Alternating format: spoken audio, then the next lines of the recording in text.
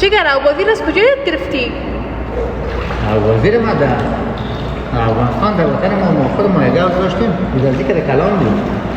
دیگه وقتا روزای جمعه میشون کلگی در منطقه ما نامد در باغ ما آوازی میکردن یک گاو در آوازی داشتیم که چندان آوازی آوازی نبود در چهار برداش در رختای میوه بود جگر نبید لاف میزنی واو بخیر آرامی شود که بریم مجوی بازی میند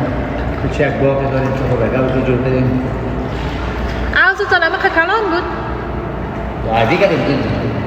ده برابر از در هر بغلش درختای میوه بود که زیرغتای میزدی بالا تکیل میکردی فامیل انگور میکردی زیرغتای میزدی بالا کم میکردی قیسی زیرغتای میکردی کنه شفتالو میکردی مثلا درختای فرمیوز متشال بود در شمالی در باغ ما که دیگه بود که اونجا موازی میکرد بازی گرفتیم واو